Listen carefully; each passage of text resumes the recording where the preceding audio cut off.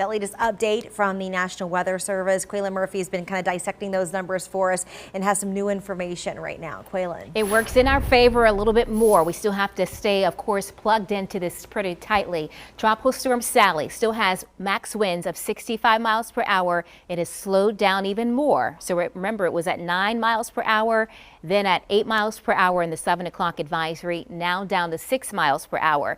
Another change we note is also a pressure drop down to 991 millibars, basically indicating that we're seeing a system that is in its formative stages of getting stronger, and that's what we did expect. Another change is something that I was talking to you about, which was probably the repositioning of a new center of circulation. And that's what the Hurricane Center has found based off the data from the hurricane hunters. That center is 140 miles east-southeast of the mouth of the Mississippi River, still producing lots of cloud cover, but definitely more thunderstorm action around that center. So remember, the center formerly was right about here, more to the west. We were seeing the lightning strikes and those thunderstorms developing just off to the east and northeast. So that's where the Hurricane Center has now placed the newly formed center just to the east. And so that makes a difference here in the current positioning. So we're starting to see more lightning strikes, and ultimately, what this system is going to try to do, of course, is to form a complete circle around that center. And that's why we think it's in the formative stages of developing an eye wall as well.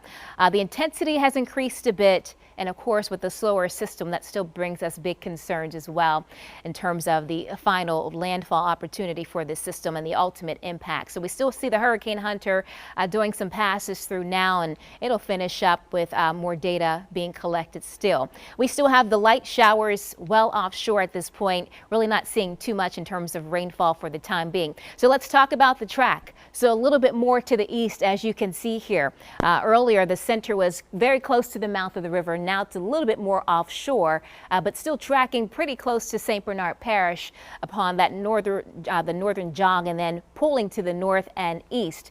Something I want to draw your attention to as well is the intensity. So up to 75 miles per hour by this evening. That's Cat 1 status.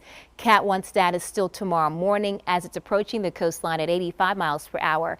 And then back up here to 90 miles per hour. Still a chance we could see a Category 2 hurricane upon landfall as well.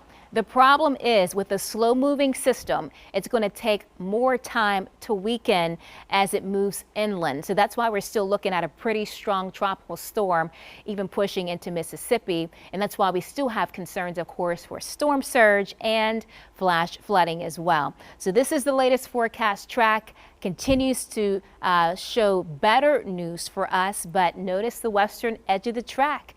It still includes portions of southeast Louisiana from Washington Parish into St. Tammany. It still includes Metro New Orleans and down to the coastline. So we want to keep seeing that nudge east, and that's really how the trend has been on the models. And so the Hurricane Hunter, or Hurricane Center, falling in line with how the models have been trending overall. So here again, the European outlook shows us by late tonight into Tuesday morning that center approaching the coastline around the mouth of the river.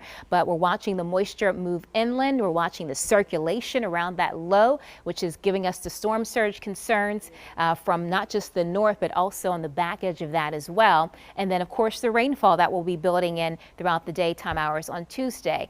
If we see this system setting up in this position and ultimate landfall potential, this would help to salvage a lot of the area from seeing the locally heavy rainfall, and it would keep a lot of that still close to I-59 and to the south. So we still have concerns for our coastline. We still have concerns for inland areas. It's just watching these trends, and as they continue to move east, it sort of pushes out better scenario for us overall. And the European model, again, has fallen in line with the GFS as well, which pretty much shows landfall around coastal Mississippi. But again, notice the back edge of that continues with the moisture and the rainfall building from the North Shore down into the metro. And you know what? It has to circle back out. Slow moving system has to keep rolling around. So that's the things that we'll be watching out for. No changes to the numbers here on the storm surge warnings and in the storm surge potential, 7 to 11 feet. Will these areas get up to 11 feet? Potentially, maybe they'll be as low as 7 feet. Of course, high tide will also be a component of this as well. 3 to 5 feet around the coastline, 4 to 6 for the lake. That has not changed, still 1 to 3 for Terrebonne Parish, and no changes to the warnings locally. Now with that shift east, you know what that means?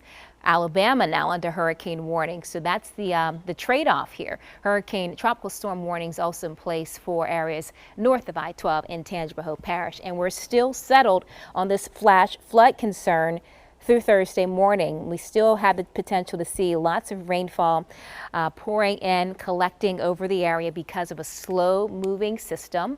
The latest check, I saw tropical storm force winds were extending about 150 miles outside that center of circulation. Let me see if I can get the latest details on that. Tropical storm force winds extend 125 miles outside the center. So still those wind conditions, windy concerns as well. And we'll start seeing the winds picking up through this afternoon and tonight. I can show you where we are with those right now, and it's breezy out there. 23 miles per hour at the lakefront, one of our usual spots that really starts to showcase the winds early on.